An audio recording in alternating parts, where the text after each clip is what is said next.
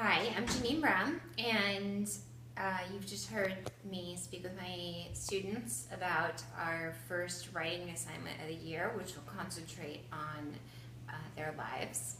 But I also wanted to add in a mini lecture for educators here on the importance of helping middle schoolers find their values, which will be the next part of my assignment at the end of the semester. So I want to talk about personal narrative because that's really my thing. I love to teach it, I love to do it, I love to read it. But personal narrative writing often gets shoved aside, playing second field to report and essay writing. I hear parents complain often that my kid hates to write, but the vast majority of kids do, in fact, like to write, especially when it's about their own lives. They just may not know it because they have only known the world of report writing.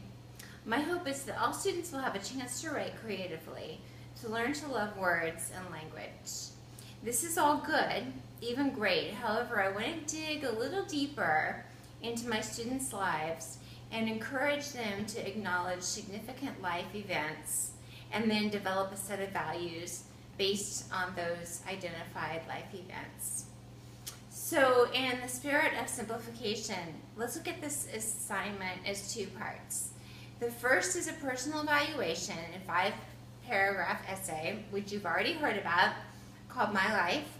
And this is designed to tease out students' involvement and interests in a myriad of subject matter.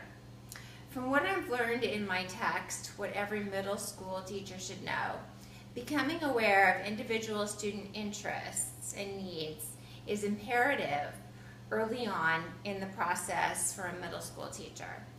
This assessment will ultimately help me to understand and gauge the writing abilities in my 7th grade classroom.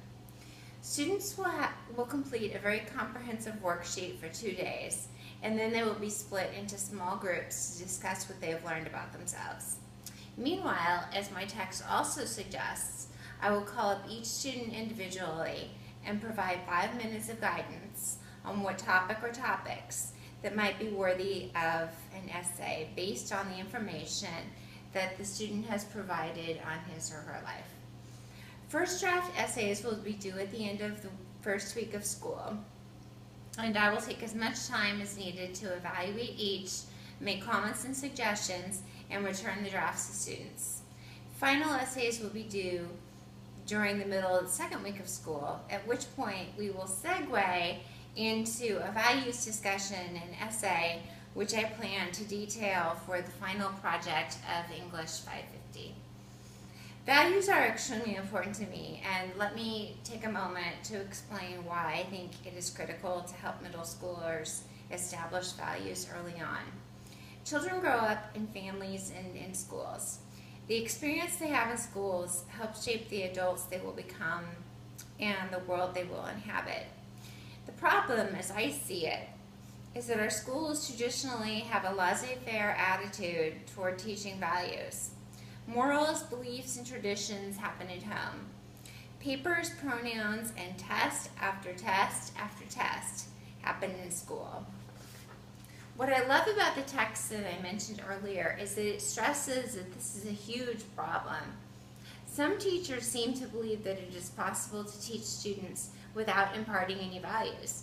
In fact, the text is emphatic in its statement that middle schoolers are searching for their identities and more than any other time in their school years. Skipping or looking at values inventory is not always the fault of the teacher. Many teachers, including myself, love to nurture a student's emerging values. Yet our education system typically discourages this type of lesson, instead opting to develop a student's intellect while pushing for the best test score possible. To their credit, many schools are trying to teach values, but when it comes off as a lesson in good behavior, it's not exactly teaching values. I am advocating for a new way, a way in which we deliberate about how middle schools develop value-based identities in the same way we are rigorous about meeting academic standards. Consider for a moment what happens if we don't teach values at some point in school? Schools take hands off, they narrow what they teach, the focus is always on the test, and students are rarely asked to engage in their communities or connect learning to their identities. By purposefully not teaching values, schools send a clear message to students. Value your own successes and achievements. Earn great grades. Do not take responsibility for improving our world. Certainly there are school exceptions, and there are wonderful educators in our school systems who are taking the time to get to know their students and to help them cultivate their values.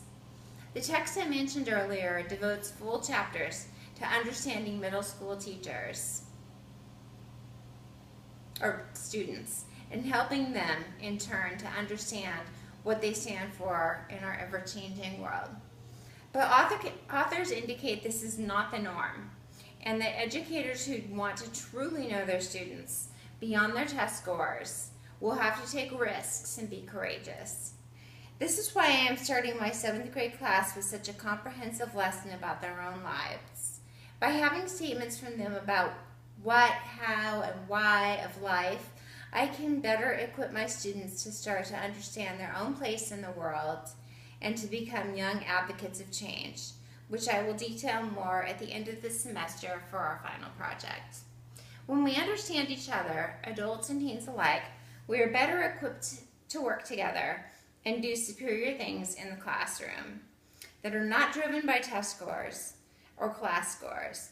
And that is why I am so determined about helping middle schoolers find their identity and their voices.